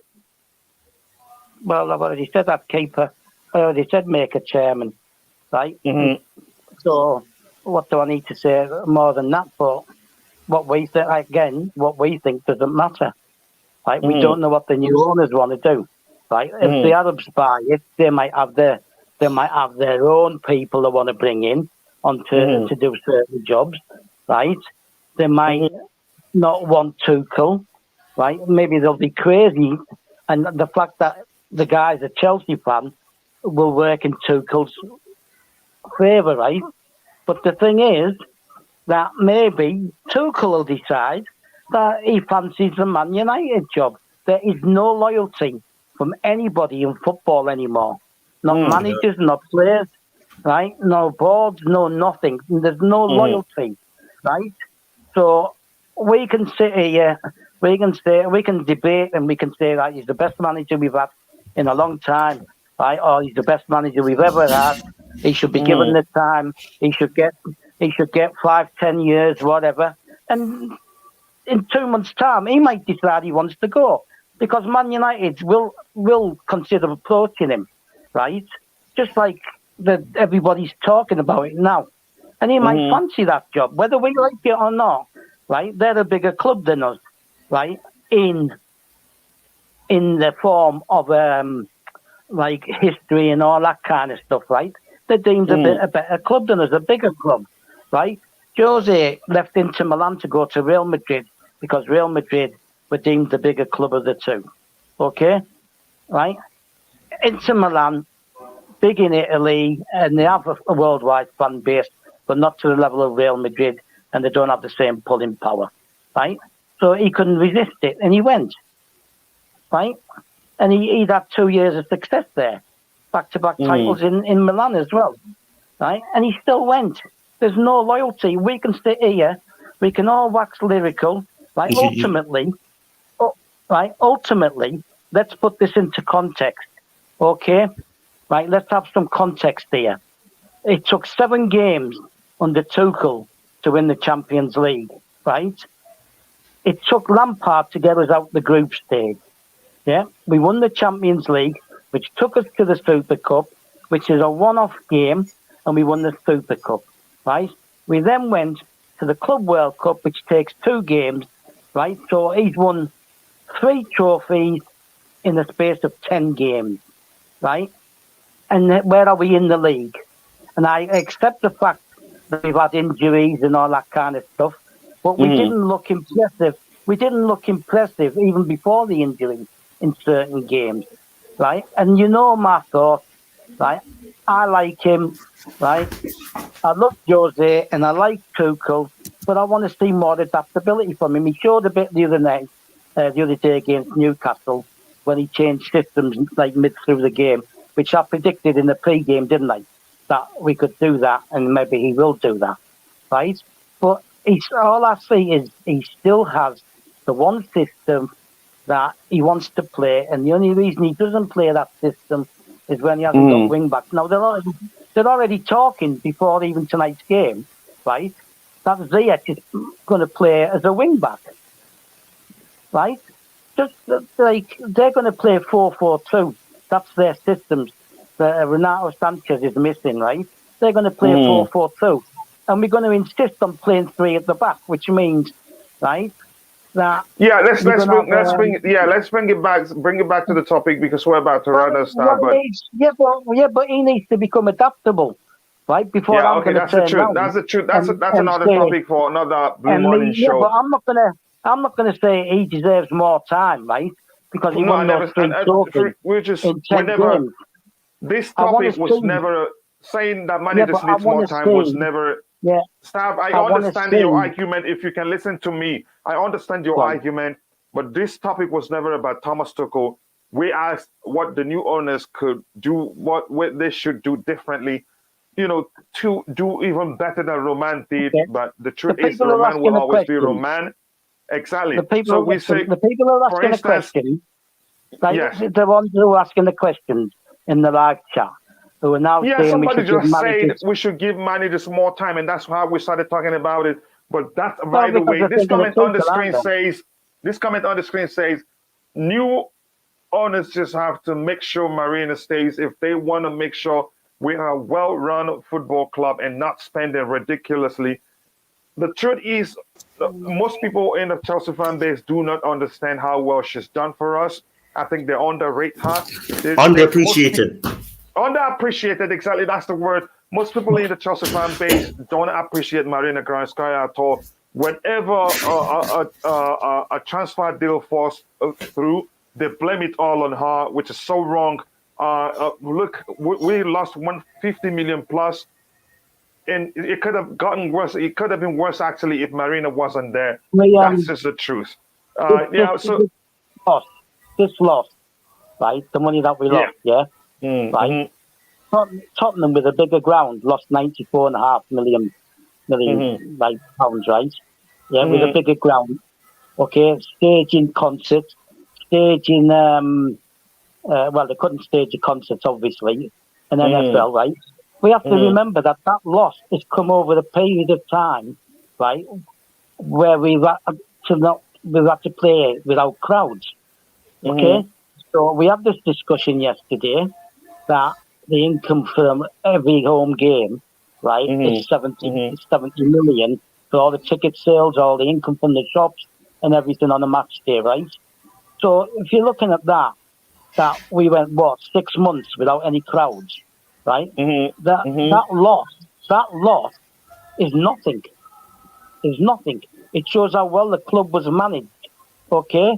By only losing that amount when you're losing 17 million per home game, right? So that loss was nothing. It sounds a lot, and yes, it is a lot to me and you, but in the scheme of things of a business, it's not that bad. And what people forget is the 2 years before, we posted profits, right? This is in response to that last comment. I'm not delusional, right? And I'm not naive, right? I know how the club runs, and I know how we make the money. And like I said at the top of the show, that 15 million, that 1.5 billion, right, relates to the very first thing that Roman did. It started from that. when he bought the club. It includes that 140 million. It includes the 800 million we spent on players in the first 7 or 8 years, right? It includes Cobham. It includes the Kingstonian Stadium that the women and the under-23s play at. All this stuff is included in that 1.5 billion, right? And what he did was, the man is clever. He took sanction insurance out, right? So everything was turned into loans, right, to comply with the FFP. And that's the only reason there's loans. Stab. I think let's not deviate too much from the topic so we don't go. We'll have a few minutes around up here. And let me quickly say something. Yeah, go ahead. Yeah, on what Sav was saying about there's no loyalty in football. Another example, I don't know if he used it because I had stepped away for a while, but you can probably use Steven Gerrard as well. Weeks before he went to Villa, he said that he's happy at Rangers. He was not looking to move, and then so now weeks later he went to Villa. You're joining Stav against me, but go ahead. No, I'm not. No, it's not that. It's not that. I'm just kidding. Go ahead, brother. Go ahead.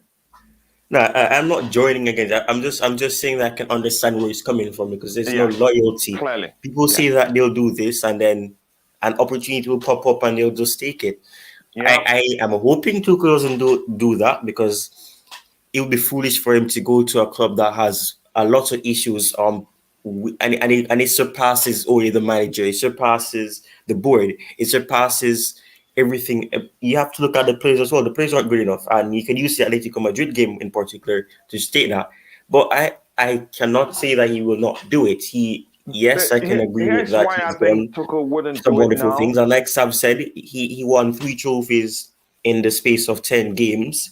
Those 10 games weren't easy. It wasn't easy. There was a lot of pressure behind it. We had to win in penalty shootout for the Super Cup. We nearly had to go to penalty shootout with the Palmeiras game. So it wasn't easy, but they weren't easy, yeah. Yes, it's not. It wasn't a campaign like what is happening now with the Champions League because Tuchel even said himself, he likes to work with his team from the group stage because when it's the group stage, you get to see the struggles together. You get to see what happens. But if he's coming in a knockout stages, the round of 16 and into the final, that really isn't that challenge. He's just inheriting a team that was already taken over the group stage. Just quickly, I want to sorry, I didn't mean to cut you off. I want to recognize the presence of Lionel Joel, who's become a brother too. I met him in the Chelsea community, and he has a good channel.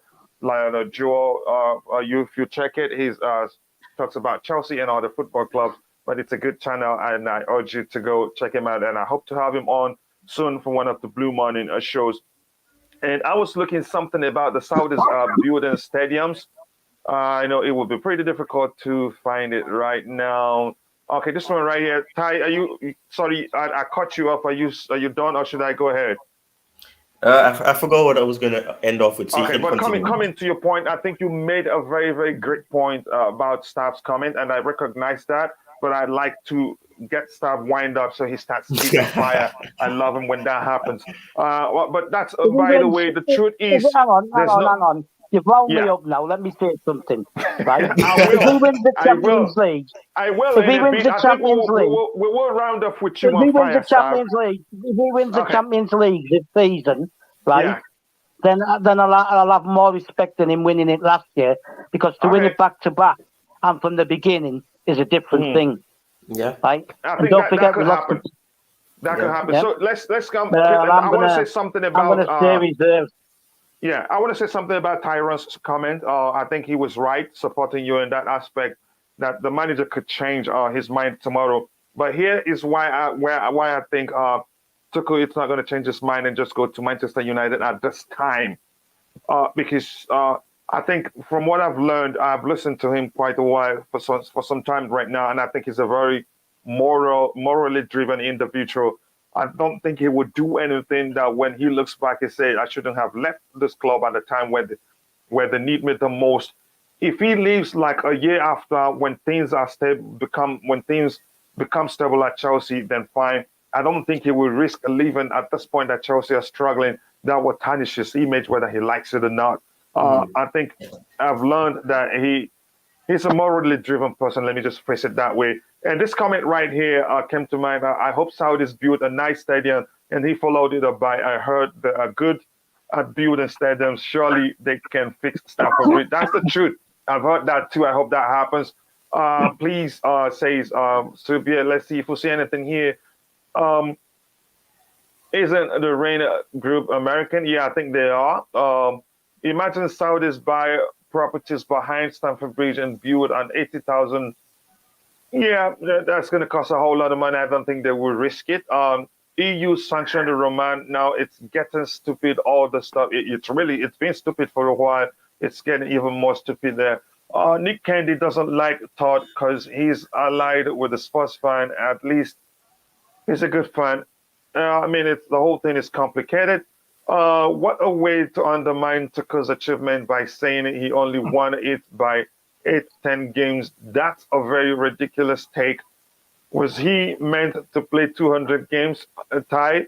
That shot there is at no, you. I think this is the issue that we have. There's something called misinterpretation.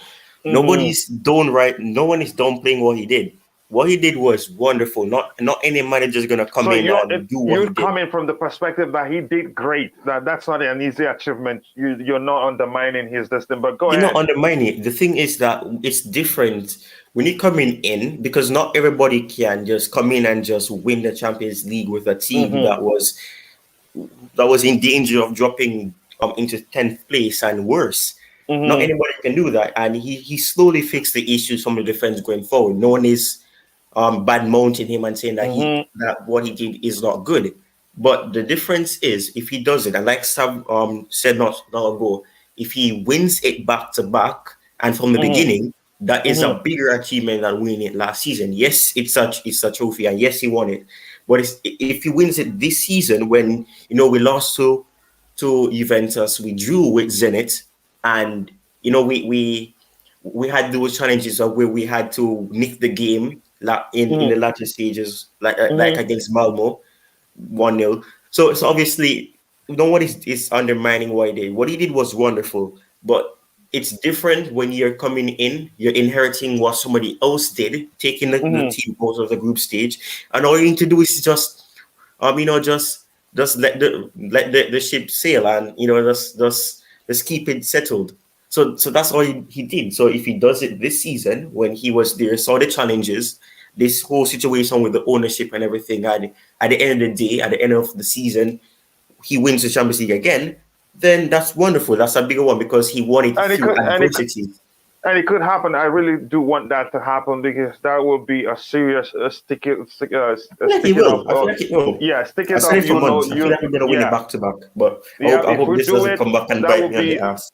Yeah, that would be a huge stick it up your what to the rival fans and to those who's been making fun of us for being in such a situation. There are no talks underway with Nick Candy and the Todd Bowley and Jonathan Goldstein consortium, not least because Mr. Candy does not want the lifelong sports fan as part of the future of ownership. That makes a good sense for me. So a good one there. I've already said hi to Lionel Joel, and I hope to have you soon in one of the episodes of Blue Morning Show. I know that guy. TT has been amazing in this bad time. It's keeping the team spirit high. That he's been brilliant, and that's good to see. The tweet that I shared before by Lionel Joel, the tweet says, let me see if I find it again. I'll share it one more time because we have just a few minutes to round up. Here's the tweet again. Okay, the tweet reads, Thomas Tuchel is currently Chelsea Football Club's biggest asset. He has gone above and beyond. For me, in terms of Chelsea coaches, I put him above Jose Mourinho. I know Star will disagree with that. He said, who I love barely. I don't see many coaches that would have handled this the way he has. I don't see any coaches either. So he's been brilliant in that. I mean, the boss comment and all that. I think I will make a video about how well he's handled the situation. But that is, by the way, this one says, draw feels like a win under circumstances. Yes, but I think we'll win today. He's the boss. He made us hold. That's false. Oh no, Is what? What Fraser said is false. That's Who false. says what is false? What Fraser said is false. She wanted Sorry back. Oh, She didn't Nick want Candy Tuchel. She don't want wanted to Sorry join. back. Okay. Now I understand. Okay. Let's see again if we have anything. Did you know that Todd Bowley is a sports fan? So, exactly. So what is going on here? So he's probably buying Chelsea strictly for business profit purposes, not because he's a fan. Yes. Yeah. And the things the way he was speaking, like, oh, winning is important. What the fan thinks is important.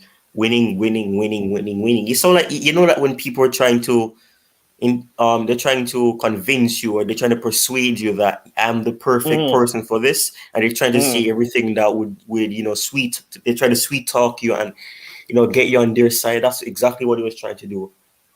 Yeah. I start quickly to you. This comment here from Perry, which says the Saudis will find a railway track behind Stamford Bridge, which there will probably be allowed to build over, but will not be able to build all properties behind. What do you think, Stav? First of all, right, it's Pierre. The last day is silent. Okay. Why do you like educating me on how to say people's name live here? Because you don't like it when someone calls you couch. So now I'm putting you right, okay? All right, go ahead, Stav. Go ahead. Right? Go ahead. Yeah, he can't build over the thing. He can build over the rail tracks, right? But the point is that any bridge that's built over the rail tracks, right, will go down towards Fulham Broadway to take people into the station. So there'll be more, and they'll have to pay for it. Another entrance into the station, right? At the moment, there's two entrances, right? At the side of the shopping centre and one through the shopping centre, and then there'll be one round the back. So that's probably how they're going to address that. And they could take, it's just footbridges, isn't it? That's all they're going to do, to use footbridges to take. They won't even have to build over the railway. They won't have to put concrete over the railway. They can just put footbridges over it, going out of the stand there. So it'll go up, across, and then down. I believe that's what was in the original plans anyway. Can I just say something about the original plans of the stadium? Right? I think we remember we talking about the stadium in one of the days that is the whole length, maybe on Saturday where we have a marathon show. We've gone beyond. We're getting to 2 hours, close to 2 hours today. If you don't mind, we can just move ahead. Destroy the hotel. Sorry? Somebody's saying this.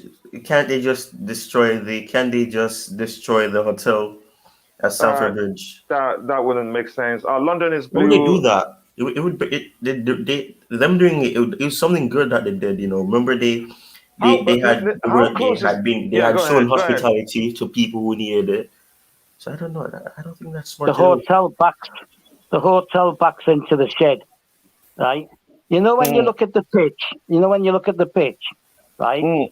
And you look at one end where the away supporters are, right? You can see apartments above the stand. Yeah. Yeah.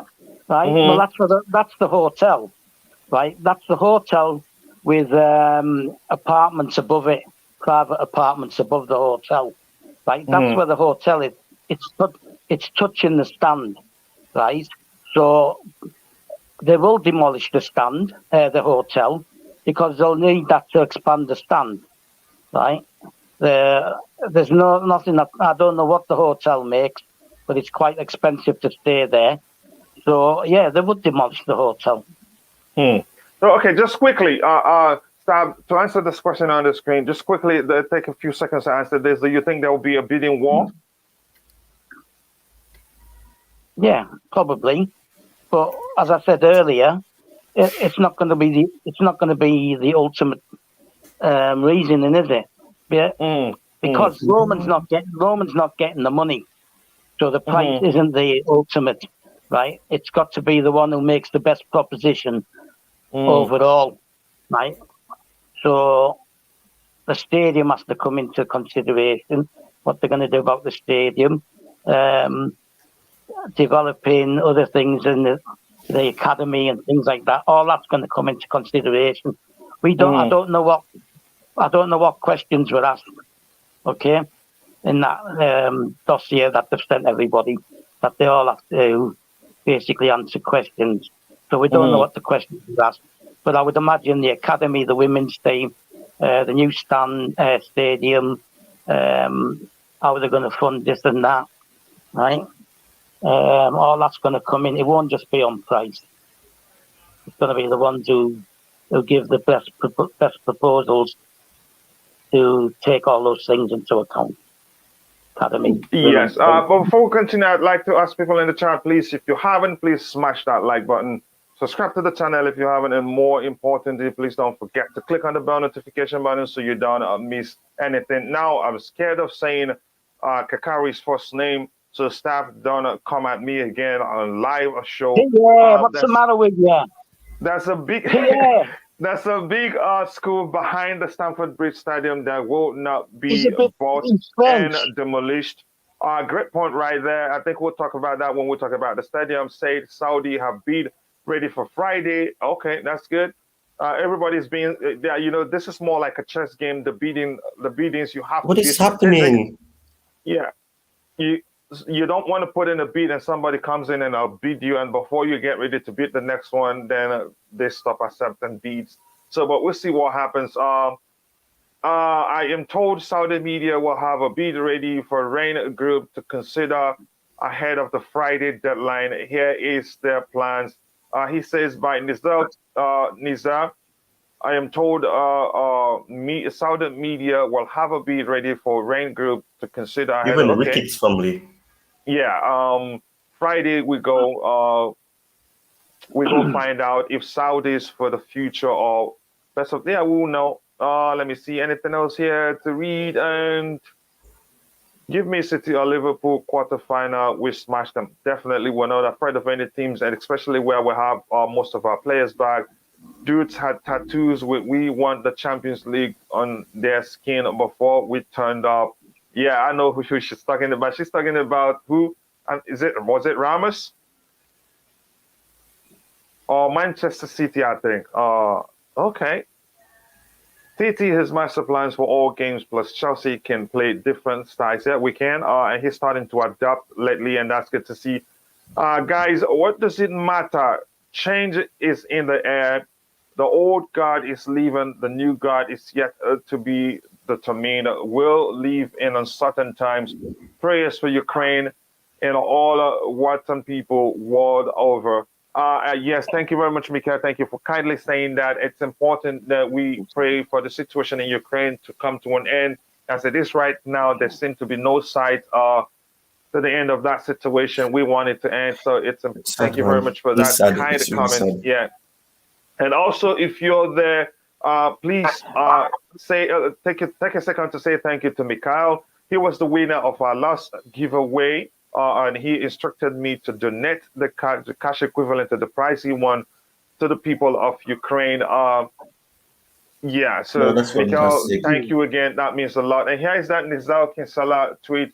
I'm told Saudi Media will have a bid ready for Rain Group to consider ahead of the Friday deadline.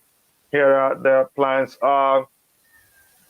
Wow, this is real, because this is from one of the tweets. Please give us a Saudi Media update. Okay, somebody asked this. Okay, that's not it. It is real though, but we'll see. But this shows that we just have to not take everything we see in the media seriously.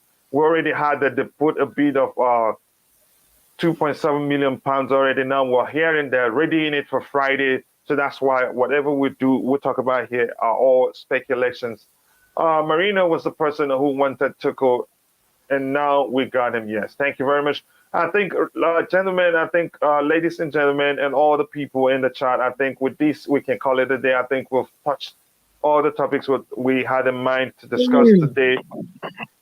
And I really would like, Stab, any final thoughts from you?